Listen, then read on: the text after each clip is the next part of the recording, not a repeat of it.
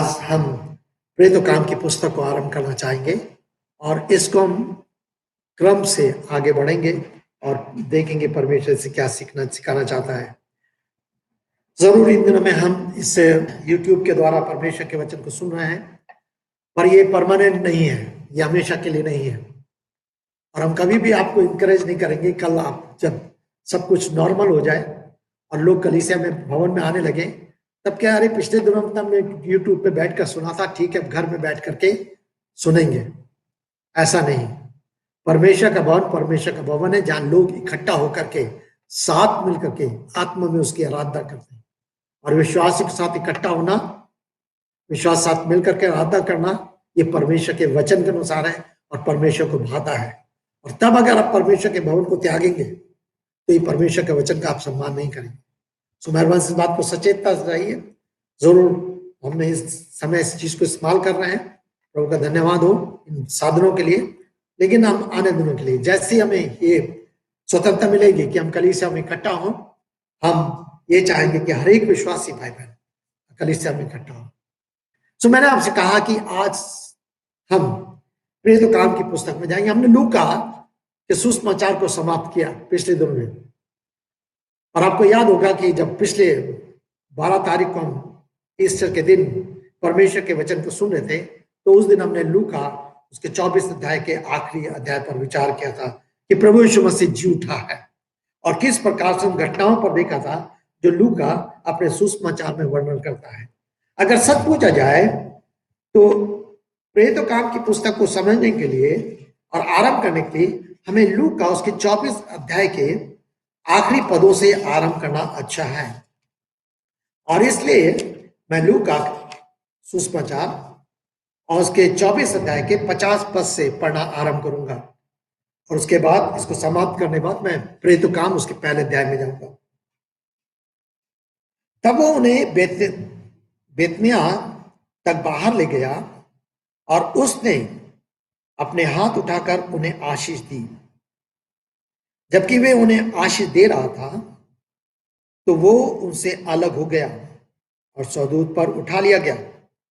तब उन्होंने उसे प्रणाम किया और वे बड़े आनंद के साथ यरूशलेम में लौट आए और लगातार मंदिर में जाकर परमेश्वर की स्तुति करते रहे। प्रेरितों उसका पहला अध्याय।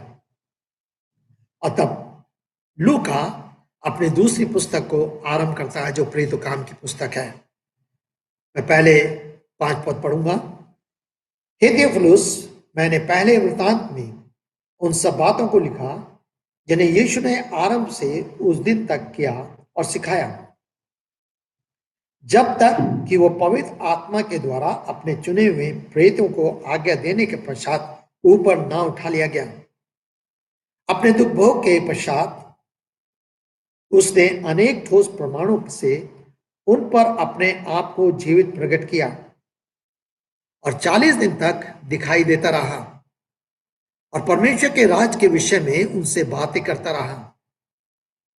उसने उन्हें एकत्रित करके ये आज्ञा दी, यरूशलेम को ना छोड़ना वरन पिता की उस प्रतिज्ञा के पूर्ण होने की प्रतीक्षा करना जिससे तुमने मुझसे सुना है। यूहन्ना ने तो जल से बपतिस्मा दिया, परंतु अब से थोड़े दिनों के पश्चात तुम पवित्र आत्मा से बपतिस्मा पाओगे। और हम देखते हैं किस प्रकार से लूका ये वर्णन करा। लूका ने 2 पुस्तकों को लिखा। पहला सुसमाचार लिखा। लूका के बारे में बहुत कुछ आप जानते होंगे। लूका एक वैद्य था, प्रभु यीशु मसीह के 12 शिष्यों में से एक नहीं था। बाद में वो पौलुस के संपर्क में आया और अन्य प्रेरितों के संपर्क में आया और उसने प्रभु यीशु मसीह के बारे में जाना। विद्वान था, वैद्य था। पौलुस के साथ निरंतर वो रहा, यहाँ तक कि पौलुस के साथ वो बंदीगृह में भी गया रोम में। और कहा जाता है कि उसका परिवार है लेकिन वो विवाहित नहीं था। और अंत में लगभग उसके 85 साल की आयु में यूनान में वो प्रभु यीशु मसीह के नाम में वो शहीद हो गया ग्रीस में। लेकिन उसने बहुत ही सुंदर रीति से इन 2 अलग अलग पुस्तकों को लिखा। और यहां पर जब हम पढ़ते हैं तो यहाँ थियोफिलुस लूका जब शुरू करता है वहां पर भी इस व्यक्ति का नाम है थियोफिलस एक अच्छा व्यक्ति है, सभ्य व्यक्ति है। उसके लिए कहा जाता है कि वो, उसका मान है, सम्मान है, उसके पास धन है, उसके पास वैभव है। लेकिन उसने यरूशलेम में जब आया था, तो यरूशलेम में आने के बाद जो वापस जा रहा था, गया तो उसने बहुत कुछ यीशु के बारे में सुना। अब उसके अंदर एक इच्छा तो उत्पन्न हुई कि और कुछ वो जाने यीशु के बारे में। तो पहले सुसमाचार में लूका थियोफिलस को लिखते हुए प्रभु यीशु मसीह के 7 मुख्य बातों पर वर्णन करता है। बहुत सारी चीजें होती हैं। यीशु मसीह का जन्म बहुत विस्तार के साथ लूका ने वर्णन करा। यीशु मसीह का जीवन, उसका उद्देश्य क्या है, उसने बहुत सुंदर रीति से पढ़ा बनाया। मैं कोई को ढूंढने और उनका उद्धार करने के लिए आया हूं, इसीलिए वो खोए हुए के लोगों की ज्यादा बात करता है लूका। खोया सुक्का, कोई भीड़, खोया पुत्र देखते हैं और आनंद देने के लिए है। यीशु की न केवल जीवन, लेकिन यीशु की सेवा जो उसने करी आश्चर्य कर्मों के द्वारा, लोगों को खिलाने द्वारा, बहुत कुछ जीवन देने के द्वारा वहां वर्णन पाते हैं। उसकी शिक्षाएं हैं, शिक्षाओं का वर्णन करता है। चौथी बात, यीशु का बलिदान जो क्रूस पर हुआ, उसका बहुत विस्तार के साथ वो वर्णन करता है, उस सारी यातना के बारे में। उसके बाद यीशु का की मृत्यु, दफनाया जाना, और तब बाद में हम देखते हैं कि यीशु मसीह का पुनरुत्थान। अब लूका सुसमाचार इन चीजों को वर्णन करता है, लेकिन कहानी वहीं खत्म नहीं होगी। अब दूसरी पुस्तक में, ये प्रेरित काम की पुस्तक में, ये प्रेरितों का काम है, उसका विवरण है। जो प्रेरित थे, शिष्य थे, प्रभु यीशु मसीह के 12 शिष्य, एक चला गया था, अब 11 बच गए थे। और इन 11 शिष्यों के द्वारा बाद में उस 12वें शिष्य का जो रिक्त स्थान, उसकी भी पूर्ति होती है, पहले अध्याय में हम देखते हैं। अब उनके कार्य को वो विवरण करता है पूरी रीति से। और कौन सा कार्य है वो?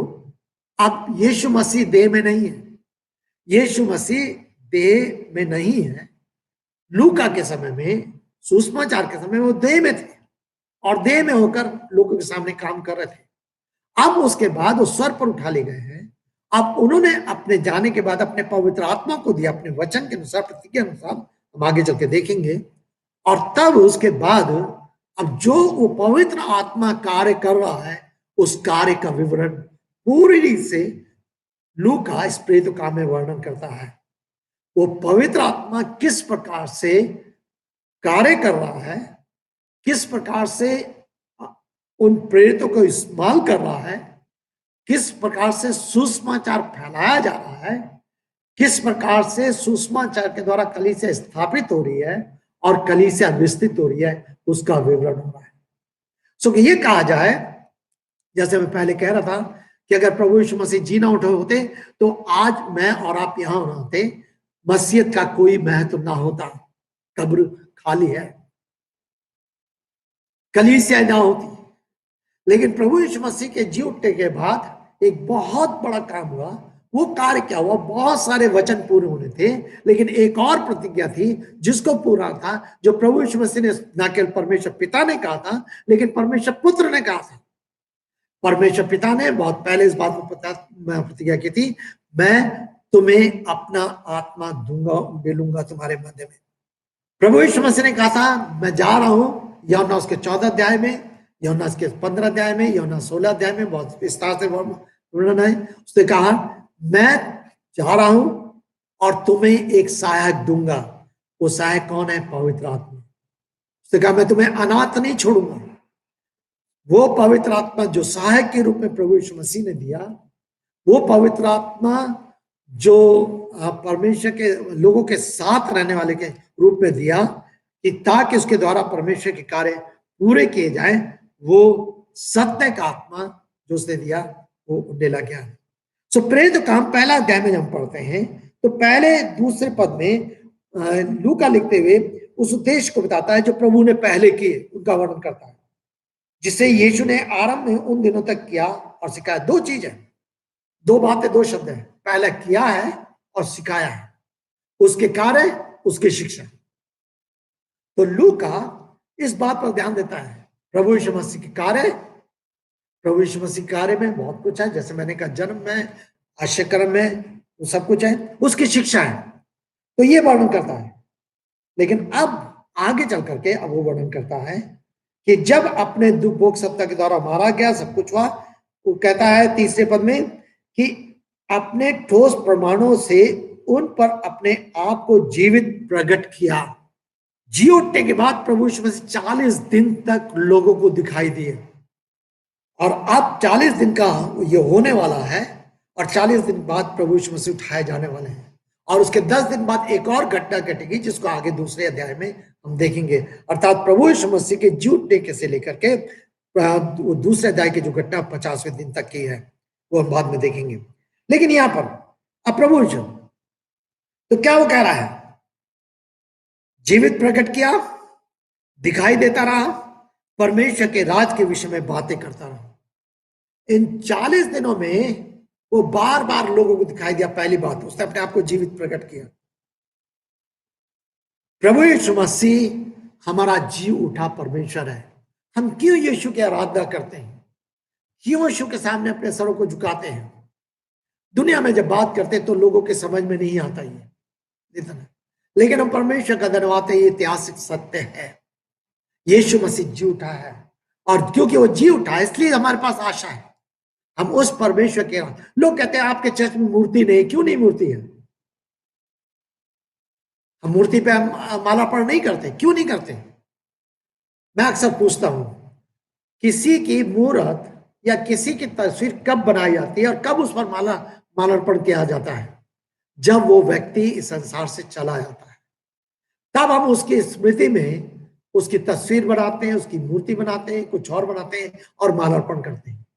हमारा प्रभु यीशु मसीह तो अगर वो जीवित है तो हमें उसमें मालार्पण करने की जरूरत नहीं है। यही फर्क है। इसीलिए हमारे कलीसिया में हम कोई मूर्ति को और कोई चीज को नहीं रखते। में यीशु की मूर्ति की जरूरत नहीं है। उसने जीवित होकर अपने आप को प्रकट किया है। लोग झूठ बोल रहे थे, लोग मिथ्या कर रहे थे, लोग बहाने कर रहे थे, लेकिन उसने इस बात को बार बार करके अपने आप को प्रकट किया और दिखाई देता रहा। परमेश्वर के राज के विषय में बातें करता रहा। लोग अभी समझ नहीं रहे थे। अभी भी ये शिष्य जो उसके साथ थे, जरूर वो उसके साथ उत्साहित हो रहे थे, लेकिन अभी भी कुछ आंखें उनकी बंद थी। अभी हम आगे चलकर देखेंगे। और तब हम पहले लेके 3 पद से लेकर के 5 पद तक हम एक निर्देश को पाते हैं, निर्देश को। और वो निर्देश क्या है? 4 पद में उसने उन्हें एकत्रित करके ये आज्ञा दी। ये कमांड है, ये निर्देश है, आज्ञा है। यरूशलेम को ना छोड़ना, वरन पिता की उस प्रतिज्ञा के पूर्ण होने तक की प्रतीक्षा करना। यह आज्ञा है, तुम यहीं ठहरे रहो, यरूशलेम को मत छोड़ना, तुम्हें प्रतीक्षा करनी है। अब उन्होंने विश्वास किया यीशु के वचन पर, और विश्वास के द्वारा उन्होंने आज्ञा का पालन किया। हम विश्वासी कहते हैं अपने आप को। यदि हम प्रभु यीशु मसीह पर विश्वास करते हैं तो एक विश्वासी वो है जो परमेश्वर की आज्ञा पालन करने के लिए तैयार रहता है। ये उसके जीवन से प्रदर्शित होता है। हम कितना अधिक अपने कार्यों में, अपने व्यवहार में, अपनी बातों में, अपने दिनचर्या में, अपने दूसरी चीजों में परमेश्वर की आज्ञा का पालन करने के तैयार रहते हैं। ये शिष्य उसकी आज्ञा पालन करने तैयार थे। क्यों? ना केवल ये, लेकिन उसने कहा था कि तुम क्या करना? प्रतीक्षा करना, बाट जोना। और क्या होना था? कहता है जिसे तुम मुझसे सुना है। यूहन्ना ने तो जल से बपतिस्मा दिया, परंतु अब से थोड़े दिनों के पश्चात तुम पवित्र आत्मा से बपतिस्मा पाओगे। अब पवित्र आत्मा उनके ऊपर उंडेला जाना था, परमेश्वर की प्रतिज्ञा थी। बार बार इस बात को देखते हैं, आगे और विस्तार में जाएंगे। लेकिन आपको ध्यान होना चाहिए, जब प्रभु यीशु मसीह जी उठे थे, और यूहन्ना उसके 20वें अध्याय में हम पढ़ते हैं, और उसके 20 पद से जब वो कह चुका तो उसने अपने हाथ और पंजर दोनों दिखाए। तब चेले प्रभु को देखकर आनंदित हुए। यीशु ने उनसे कहा, तुम्हें शांति मिले। जैसे पिता ने मुझे भेजा है वैसे ही मैं भी तुम्हें भेजता हूं। और जब वो ये कह चुका तो उसने उन पर फूंका और उनसे कहा, पवित्र आत्मा लो। अब इसको हमें समझना है, ये वचन एक ऐसा वचन है, आज इसका लोग बहुत इस वचन का दुरुपयोग करते हैं, लोगों के ऊपर फूकते हैं पवित्र आत्मा तोड़ने के लिए। बाइबल ये नहीं बताती। प्रभु यीशु मसीह का फूकना एक अलग था, उसका समझना है कारण क्या था, क्यों उसने फूका है। मनुष्य किसी मनुष्य को जीवन प्रदान नहीं कर सकता। जब उत्पत्ति उसके दूसरे अध्याय में हम पढ़ते हैं, उत्पत्ति दूसरे अध्याय उसके 7वें पद में, जब परमेश्वर ने मनुष्य की सृष्टि की तो उसमें लिखा है, और उसने उसमें अपना श्वास फूका और मनुष्य जीवित प्राणी बन गया। क्या बन गया? जीवित प्राणी बन गया। उत्पत्ति उसका दूसरा अध्याय उसका 7 पद।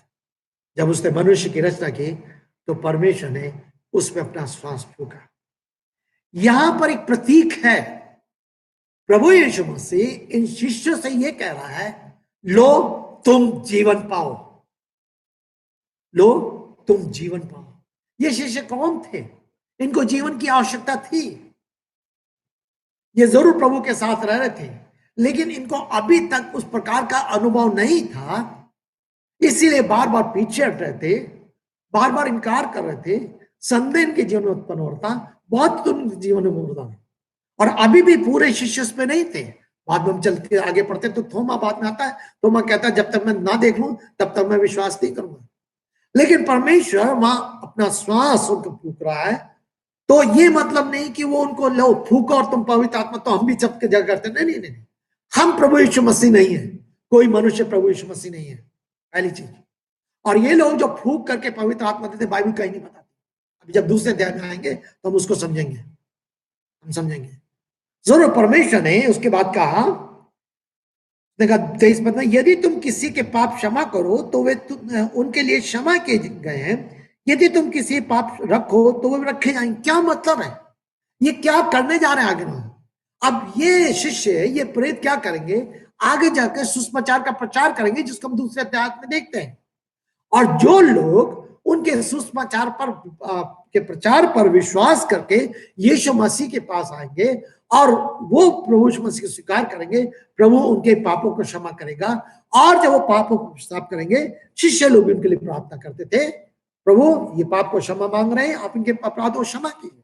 वो कह रहा है कि जिसके तुम पाप क्षमा करोगे, अर्थात जो तुम्हारे सुसमाचार पर प्रभु यीशु मसीह पर विश्वास करके उसको ग्रहण करेंगे, वो पापों से छुटकारा पाएंगे, क्षमा पाएंगे। लेकिन जो उसका तिरस्कार करेंगे, इनकार करेंगे, उसको ग्रहण नहीं करेंगे सुसमाचार को, वो पापों में बने रहेंगे। इसको समझना है। ये मतलब नहीं हाँ कि पतरस वो बन जाएगा और पतरस जो कहेगा वो जाएगा, गलत है, ऐसा नहीं है। केवल पतरस अकेला नहीं था, और भी शिष्य थे यहाँ, और उसको हमें समझना है। तो कई सारी झूठी शिक्षाएं बाद में ऐसे आरंभ हो गई। आज भी कुछ लोग अपने आप को प्रेरित कहकर कहते हैं, अपने नाम के आगे प्रेरित लेते, वो झूठे हैं, सावधान रहिए। ऐसे लोगों के संदेश को मत सुनिए, वे झूठे हैं, बाइबल गलत, बाइबल के अनुसार वो गलत है। कोई प्रेरित नहीं है, हम सब प्रभु यीशु मसीह के सेवक हैं, उसके दास दासी हैं। और अगर कोई भी अपने आप को प्रेरित करके सुसमाचार प्रचार करता है, अरे तुम्हें आशीष मिलेगी, ऐसे करता है, तो आप उसे सावधान रहिए। मेरी बातें आपको कड़वी लगेंगी, लेकिन परमेश्वर के वचन की सच्चाई है, हमें मानना। क्योंकि यीशु मसीह के झूठे के समय से ही, बल्कि पहले से शुरू हो गया था, बहुत कुछ ऐसे शुरू हो गया जिसको हम देखते चले आते हैं। प्रेरित काम की पुस्तक का जब हम अध्ययन करते हैं और आगे बढ़ेंगे तो हम देखते चले आते हैं कि एक और प्रभु यीशु मसीह का कार्य हम आत्मा का देख रहे हैं, तो दूसरी ओर हम देख रहे हैं किस प्रकार से शैतान भी उन अवरुद्धता को उत्पन्न कर रहा है, रुकावट उत्पन्न कर रहा है। हमारे बीच में एक भाई आते हैं, भाई मनी बलोड़, और वो कई बार शिक्षा देते हैं, और उन्होंने जब एक प्रेरित काम की शिक्षाएं पर ले रहे थे तो उन्होंने कहा था, सिखाया था कि 10 वो अवरोध हैं, रुकावटें हैं, बाधा है, हिंड्रेंसेस हैं, जो प्रेरित काम में हम देखते हैं। हम उस पर भी विचार करेंगे आगे चल करके। तो हमें सावधान रहना है, और परमेश्वर का आत्मा किस प्रकार से, तो इसलिए क्या कारण था कि प्रभु यीशु मसीह ने उस समय उनको पवित्र आत्मा दिया, ये हम देख रहे थे। और इसलिए प्रभु यीशु मसीह ने कहा कि लो जिसके तुम अपराध क्षमा करोगे तो उनके अपराध क्षमा किए जाएंगे। अब यहां पर जो हम 4-5वें अध्याय में देख रहे हैं कि रीति प्रभु ने कहा कि तुम यहां पर बैठे रहना। क्यों? परमेश्वर ने, प्रभु यीशु मसीह ने जाने से पहले भी मैंने बताया कि उसने प्रतिज्ञा की थी। यूहन्ना उसके 14 अध्याय में उसने कहता मैं जा रहा हूं, तुम्हारे लिए एक स्थान तैयार करूंगा, फिर तुम्हें आऊंगा। उसके आगे चल के बढ़ के कहता मैं तुम्हें अनाथ नहीं छोड़ूंगा। उसके आगे चल के कहता मैं तुम्हें सत्य आत्मा दूंगा। और उसके साथ एक बात और कहता है कि वो आत्मा तुम में वास करेगा। 3 शब्द इस्तेमाल करें, तुम्हारे साथ होगा। अगर आप यूहन्ना उसके 14 अध्याय को ध्यान से पढ़ेंगे तो आपको मालूम चलेगा कि यूहन्ना 14 अध्याय में बार बार, जैसे हम 15 पद से पढ़ रहा हूं, यूहन्ना 14 अध्याय उसका 15 पद से, यदि तुम मुझसे प्रेम रख करते हो तो मेरी आज्ञाओं को पालन करोगे, और मैं पिता से विनती करूंगा कि वो तुम्हें एक और सहायक दे, वो सदा तुम्हारे साथ रहे। पहली चीज, वो सदा तुम्हारे साथ रहेगा। दूसरी बात, आगे जाके क्या कहता है वो, इसी 17 पद के आगे, अर्थात सत्य का आत्मा जिसे संसार ग्रहण नहीं कर सकता, क्योंकि वो उसे ना देखता और ना जानता है, परंतु तुम उसे जानते हो क्योंकि तुम्हारे साथ रहता है और तुम में होगा। तुम्हारे साथ हो रहेगा, तुम में होगा। 18 पद, मैं तुम्हें अनाथ ना छोड़ूंगा, मैं तुम्हारे पास आऊंगा। और इस तरह से बार बार तब आगे चल के फिर वो 23 पद में कहता है, हम उसके पास आएंगे तथा उसके साथ निवास करेंगे। तो जब हम यूहन्ना के इस अध्यायों को पढ़ते हैं तो हम देखते हैं कि किस प्रकार से प्रभु यीशु मसीह जाने से पहले उस पवित्र आत्मा के बारे में समझा चुके थे कि ये पवित्र आत्मा किस प्रकार से तुम्हारे साथ रहेगा, तुम में रहेगा, और किस प्रकार से तुम्हारे जीवन में किस प्रकार से कार्यकारी होगा ताकि तुम परमेश्वर के कार्य को कर सको। जो कार्य है इसके बाद तुम्हें करना उसको कर सको। 5 पद तक हम इस निर्देश को या आज्ञा को पाते हैं और शिष्य उसको मानने तैयार है। 6 पद से लेकर 11 पद तक हम एक और स्पष्ट रूप से और एक और निर्देश को पाते हैं, बल्कि ना केवल निर्देश है लेकिन अब वो प्रतिज्ञा है कि जब परमेश्वर अपना पवित्र आत्मा देगा तो क्या करेगा, इसको समझना है। पवित्र आत्मा क्या करेगा? मैंने आपसे बताया कि यूहन्ना 20 अध्याय में परमेश्वर ने उनको वो पवित्र आत्मा दिया था। वो जीवन का संकेत था कि तुम्हें जीवन मिले और जीवन के साथ साथ तुम्हें सामर्थ्य मिले ताकि जाकर तुम सुसमाचार प्रचार करो, और सुसमाचार पर जो कोई विश्वास करेगा वो बचाया जाएगा, जो तिरस्कार करेगा वो नाश होगा, उसको दंड मिलेगा। यह अक्षर और यही परमेश्वर के वचन का संदेश है। यूहन्ना 3:16, परमेश्वर ने जगत से ऐसा प्रेम किया कि उसने अपने इकलौता पुत्र दे दिया ताकि जो कोई उस पर विश्वास करे वो नाश न हो परंतु अनंत जीवन पाए। आप जो कोई पर विश्वास करे। सो हम इस बात को बार बार इस बात को देखते हैं स्पष्ट रीति से। प्रभु सहायता करे। तब आगे चल करके 6 पद से लेकर के 11 पद तक में हम इस बात को क्या देखते हैं। अतः जब वे एकत्रित हुए तो उससे पूछ लगे। क्या पूछ रहे? प्रश्न क्या पूछ रहे? प्रभु क्या इसी समय इस्राएल के राज को पुनः स्थापित कर देगा? एक ही ध्यान उनका है, इस पृथ्वी पे राज, इस पृथ्वी पर राज, इस पृथ्वी पर राज। कुछ देर जब वो चीज पूरी नहीं थी, निराश होकर के ये शिष्य छोड़कर चले गए थे। अब धीरे धीरे फिर आ रहे हैं। अब इनको एक आशा जागृत हो रही है। वो परमेश्वर की बातों को नहीं समझ रहे, है ना। परमेश्वर सोच रहा है ठीक है, कह रहा है मैं तुम्हें ही दूंगा, तुम्हारे साथ रहूंगा, ऐसा होगा।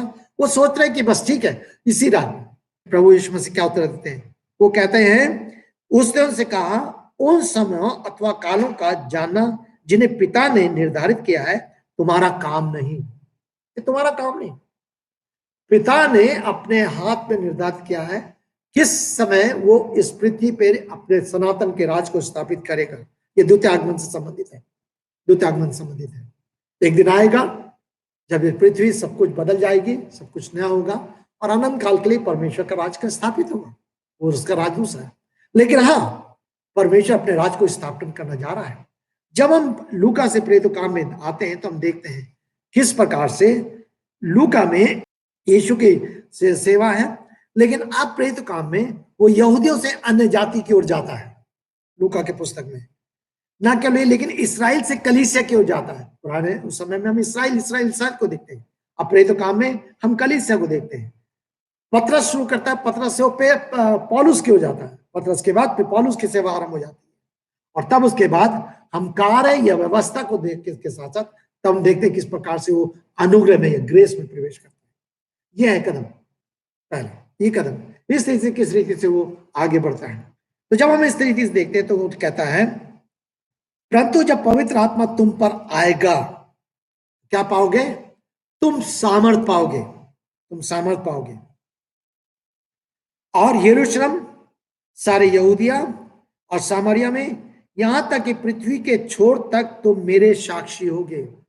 यहां तक कि तुम पृथ्वी के छोर तक मेरे साक्षी होगे। वो ये नहीं कह रहा तुम सामर्थ पाओगे, अन्य भाषा को बोलोगे।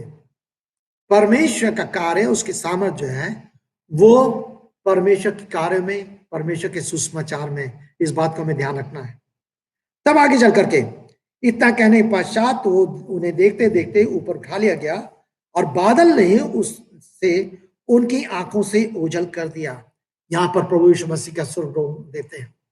प्रभु यीशु मसीह स्वर पर उठा लिए गए और तब जबकि वो जा रहा था तो जाते हुए आकाश की ओर एकटक देख रहे थे और देखो दो पुरुष श्वेत वस्त्र पहने हुए उनके पास आ खड़े हुए और कहने लगे, गलीली पुरुषों, तुम खड़े खड़े आकाश की ओर क्या देख रहे हो? यही यीशु जो तुम्हारे पास से सर पर उठा लिया गया है वैसे ही फिर आएगा जैसे तुमने उसे स्वर में जाते देखा है। एक बहुत बड़ी एक आशा है, एक निश्चयता है, एक आशा है। तो ठीक है, मारा गया, गाड़ा गया, जी उठा और जाते जाते स्वर पर उठा लिया गया, देखते देखते सबके सामने, और वो फिर से आएगा, पुनः वो वापस आएगा। और मेरे प्रियो, ये मेरा और आपका विश्वास है। और जब वो आएगा वो अपने साथ अपने लोगों को लेकर जाएगा। वो स्वर्गदूत उसकी गवाही दे रहे हैं। और मैं उस दिन बता रहा था, उसके जन्म के समय में स्वर्गदूतों ने गवाही दी, उसके मृत्यु के समय में स्वर्गदूतों ने गवाही दी, उसके पुनरुत्थान के समय में स्वर्गदूतों ने गवाही दी, उसके जी उठने के बाद स्वर्ग पे जाने के समय में स्वर्गदूतों ने गवाही दी। ये स्वर्गदूत गवाही दे रहे हैं यीशु मसीह के बारे में। ने कहा कि जैसे वो गया है, उठा लिया गया है, वैसे ही फिर से आएगा। पहला थिस्सलुनीके 4 अध्याय में, फिलिपियोस के 3 अध्याय में और परमेश्वर के कई वचनों में पौलुस बार बार प्रभु यीशु मसीह के द्वितीय आगमन के बारे में वर्णन करता है। तो हमारी आशा खत्म नहीं है, हमारी आशा समाप्त नहीं है। तो पहले 11 पद तक हम दो मुख्य बातों को देखते हैं कि अब किस प्रकार से ये परमेश्वर के पवित्र आत्मा के कार्य की तैयारी है पूरी रीति से। शिष्य को प्रतीक्षा करने के लिए निर्देश दिया जाना है और शिष्य को पवित्र आत्मा की प्राप्ति के लिए प्रतिज्ञा का दिया जाना है। ये दो मुख्य बातें हैं कि उनको परमेश्वर से के सामने प्रतीक्षा करनी है, धीरज धरना है, उसकी बाट जोनी है कि परमेश्वर ताकि अपनी प्रतिज्ञाओं को पूरा कर सके। और इस सच है, हम एक और सब सीखते हैं, पुराने नियम में या नए नियम में परमेश्वर की बहुत सारी प्रतिज्ञा है और एक विश्वासी होने के नाते यह अच्छी बात है कि मैं और आप परमेश्वर की प्रतिज्ञाओं को क्लेम करें, पर समझ के साथ, गलत रीति से नहीं। हम कई बार एक एक पद लेकर उनकी प्रतिज्ञाओं को क्लेम करते हैं, पर समझना हमें किस संदर्भ में, कहां पर, कैसे, किस बातों को हमें देखना है, आगे पीछे उसको देखना है, ठीक है। लेकिन प्रतिज्ञाओं पर हमें विश्वास करना है, क्योंकि पौलुस कहता है परमेश्वर की जितनी प्रतिज्ञाएं वो हाँ और आमीन के साथ है। और हमें प्रतिज्ञाओं पर विश्वास करना है, प्रतिज्ञाओं को याद करना है और प्रतिज्ञाओं को अपनी प्राप्तता में क्लेम करना है। अगर परमेश्वर का वचन सच्चा है, और इसीलिए हम बार बार पुराने नियम में देखते हैं, है ना, और यहां तक यीशु मसीह ने भी अपने पिता से कहते, पिता तूने ऐसा कहा है, पिता तूने ऐसा कहा है, पिता तूने ऐसा कहा है। खुद पुत्र अपने पिता से कहता तूने ऐसा कहा है, और वो बात को इस पिता को स्पष्ट दिला के।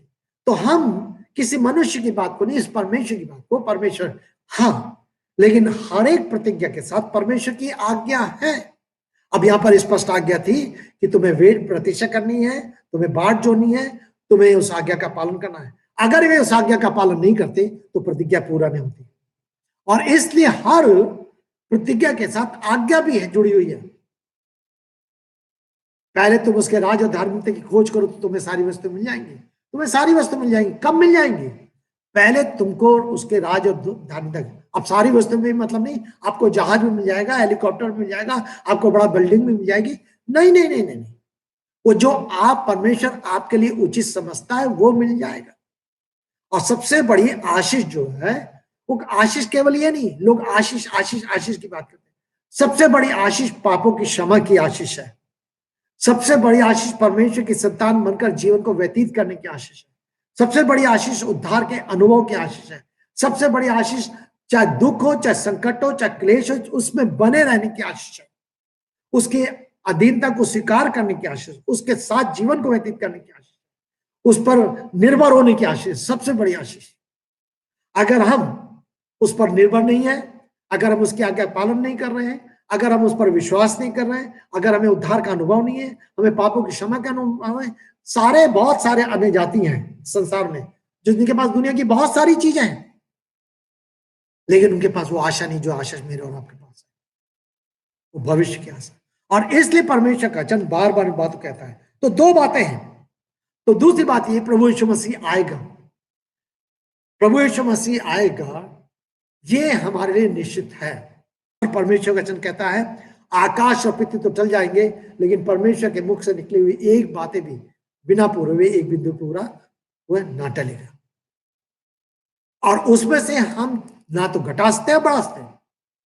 और इसलिए इन दिनों में जब बहुत सारे लोग आजकल व्हाट्सएप पे तरह तरह चीजों को यूज करते हुए बहुत तरह तरह की बातें कर रहे हैं, मेरे प्रिय मैं केवल ये कहना चाहूंगा, प्रभु यीशु मसीह जी उठाए में उसके उद्देश्य को समझना है। पवित्र आत्मा के कार्य को हम आगे चल के देखेंगे, समझेंगे क्या है। लेकिन ये जरूर है, वो कह रहा है तुम सामर्थ पाओगे। कौन सामर्थ पाओगे? शक्ति नहीं, सामर्थ। वो सामर्थ जो परमेश्वर की, पुराने नियम में परमेश्वर का आत्मा टेम्परेरी दिया जाता था, अल्पकालिक होता था। दाऊद इसलिए प्रार्थना करता है, हे परमेश्वर तू अपने आत्मा को मुझसे अलग मत करना। भजन संहिता 51 में हम शाऊल के बारे में पाते हैं, हम शिमशोन के बारे में पाते हैं, हम कितने न्यायियों के बारे में पाते हैं जिनको परमेश्वर ने आत्मा दिया और उनसे ले लिया। क्यों? वो टेम्परेरी था। पर अब पुत्र नहीं है, लेकिन अब परमेश्वर ने मुझे और आपको, हर विश्वास करने वालों को अपना पवित्र आत्मा दिया है। पवित्र आत्मा दिया है। वो पवित्र आत्मा की सबसे बड़ी गवाही क्या है? क्या केवल अन्य भाषा बोलना? नहीं। यदि किसी को वरदान है, ठीक है, प्रभु की स्तुति हो, लेकिन हर कोई कहता केवल वो एक पहचान है, नहीं। यहां पर कहता तुम सामर्थ पाओगे। सामर्थ क्या करेगी? सामर्थ मुझे एक पवित्र जीवन को व्यतीत करने में मदद करेगी। इसीलिए यूहन्ना उसके 16 अध्याय में, और पवित्र आत्मा का काम यह है कि वो तुमको पाप से कायल करेगा। पवित्र आत्मा का कार्य सबसे बड़ा पाप से कायल करना, निरुत्तर बनाना, पवित्र बनाना, परमेश्वर के साथ जीवन को व्यतीत करने में चलाना, यह पवित्र आत्मा। दूसरी बात, वो सामर्थ जो पाप पर विजय प्रदान करती है, वो सामर्थ जो परीक्षा पर विजय प्रदान करती है, वो सामर्थ जो परमेश्वर की गवाह बनाती है। चाहे मैं किसी भी परिस्थिति में हूं, आप किसी परिस्थिति में, अस्पताल में, बीमारी में, दुख में, छल में, कहीं भी है, किसी भी झूठे दोष में, कुछ भी हो, आप वहां प्रभु की गवाह बने रहे। कई बार लोगों को ऐसी ऐसी जगह खड़ा होना पड़ता है जहां पर उनके ऊपर दूषारोपण लगाया था, झूठा दोष लगाया था, फिर वो परमेश्वर के गवाह बनकर खड़े रहते हैं। प्रभु की स्तुति, प्रभु का धन्यवाद। वो कौन करता है? परमेश्वर का सामर्थ जो आत्मा परमेश्वर ने उनको दिया है। ये बड़ी चीज देकर जा रहा है वो प्रेरित काम में, इस अध्याय में, ये मुख्य बात जो प्रभु मुझे और आपको देने तैयार है। और इसलिए वो कह रहा है तब क्या होगा? तुम सामर्थ पाओगे, यरूशलेम, यहूदिया, सामरिया और पृथ्वी के छोर छोर तक मेरे गवाह होगे। और हम इस बात को देखते हैं, पहले अध्याय से लेकर 13 अध्याय तक यरूशलेम की कहानी देखते हैं। फिर उसके बाद 13 अध्याय से हम यहूदा की कहानी को देखते हैं। उसके बाद हम 15 अध्याय से सामरिया की कहानी देखते हैं। और फिर उसके बाद हम रोम और दुनिया के छोर छोर तक कैसे सुसमाचार फैलता चला जा रहा है। तुम मेरे गवाहोगे, अर्थात तुम मेरे सुसमाचार को दूसरों तक पहुंचाओगे। यह है सामर्थ, परमेश्वर। परमेश्वर की सामर्थ प्रभु यीशु मसीह का गवाह बना रही है, प्रभु यीशु मसीह के सुसमाचार का प्रचार करा रही है, प्रभु यीशु मसीह के जी उठने की साक्षी दिला रही है। यीशु जी उठा है, हमने उसको देखा है। ये तो ये जब हम बात करते हैं पवित्र आत्मा में बात, तो पवित्र आत्मा, और तो वो कह रहा है कि तुम पृथ्वी तक मेरे साक्षी होगे। प्रभु ने मुझे और आपको अपना गवाह बनाकर चुना है।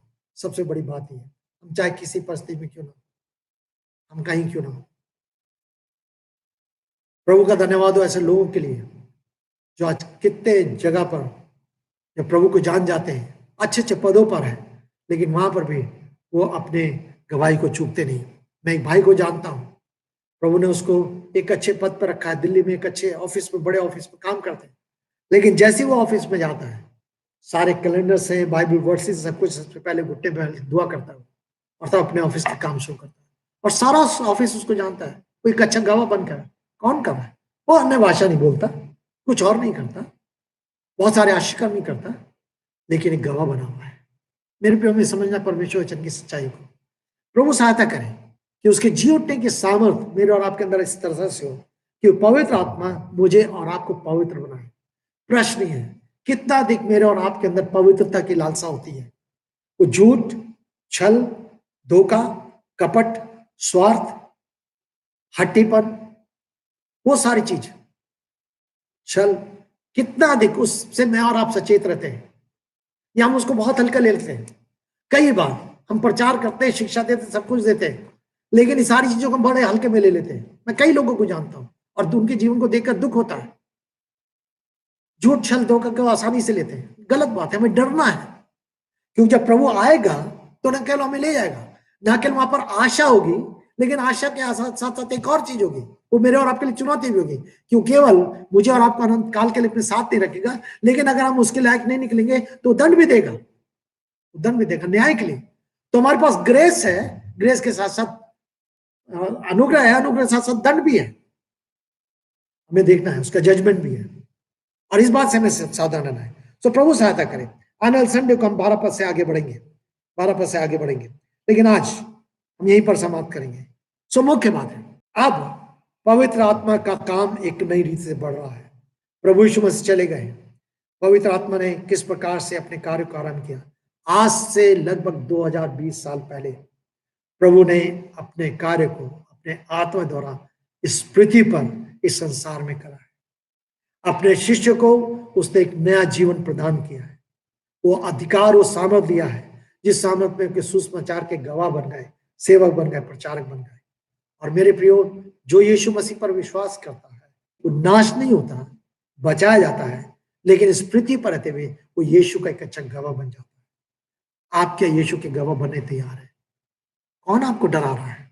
आपके रिश्तेदार, आपके पड़ोसी, आपके ऑफिस में काम करने वाले, फैक्ट्री में काम करने वाले? मैं भी अचल में काम करता था, मुझे मालूम है कैसा समय था वो, और परमेश्वर धन्यवाद हो, परमेश्वर ने सहायता की। आप कहां पर हैं? आपको प्रार्थना करनी चाहिए, प्रभु का पवित्र आत्मा आपके अंदर सामर्थ प्रदान करे, निर्बुद्धता के साथ नहीं, पर बुद्धिमानिता के साथ, जोश हो होश के साथ। दूसरों का अपमान ना करें, दूसरों का निरादर ना करें, दूसरों ठट्टों में न उड़ाएं, किसी को तुच्छ न जाने, परंतु प्रभु यीशु मसीह को ऊंचा रखें। मैं प्रभु से प्रार्थना करें, प्रभु आपको सामर्थ प्रदान करें, प्रभु आपको अच्छा गवाह बनाए। आपके कार्य है, आपकी बात, यहाँ पर हम देखते हैं यीशु के कार्य और वचन, आपके कार्य प्रभु की महिमा के लिए हो सके, आपके वचन प्रभु की महिमा के लिए हो सके, लोग आपके वचन के द्वारा भी इस सचमुच में उस सच्चाई को, पवित्रता को जान सके। प्रभु दया करें, परमेश्वर सहायता करे और इस वचन पर आशीष दे। आइए हम प्रार्थना करें।